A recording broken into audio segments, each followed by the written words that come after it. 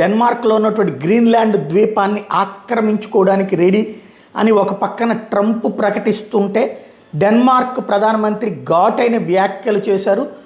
NATO ఏదైతే north Atlantic treaty association NATO ఉందో దాని అంతానికి అది ఆరంభమవుతుంది. ఎందుకంటే నాటో దేశం మీద అమెరికా దాడి చేస్తే మొత్తం సంబంధాలు తెగిపోతాయి. ఇక నాటో ఉపయోగం ఏంటి? నార్త్ అట్లాంటిక్ ట్రీటీ ఆర్గనైజేషన్ అనేది ఓ సైనిక కూటమి.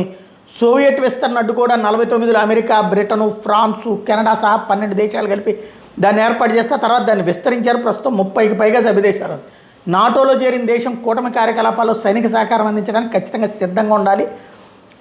ఒకవేళ అమెరికా కనుక గ్రీన్లాండ్ కోసం యుద్ధం చేస్తే నాటో అంతా రండి, మనం అందరం కలిసి 30 దేశాలు కలిసి అమెరికా మీద యుద్ధం చేద్దాం, అది లేకపోతే కనుక నాటో వేస్ట్ ఇంకా అన్నటువంటి పాయింట్ ఇక్కడ తీసుకొచ్చారు. ఏదైతే ట్రంప్ సలహాదారు స్టీఫెన్ మిల్లర్ దీని మీద స్పందించారు. గ్రీన్లాండ్ డెన్మార్క్ది అనడానికి ఆధారం ఏంటంటూ కొత్త ప్రశ్న లేకెత్తిచ్చారు.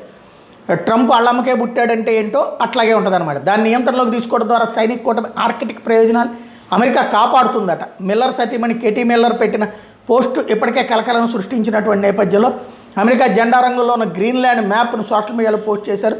దానికి త్వరలోనే సూన్ అనే పదాన్ని కూడా జత చేయడంతో త్వరలో ఆక్రమించుకోవడం ఖాయం అన్నటువంటి పాయింట్ వినబడుతోంది.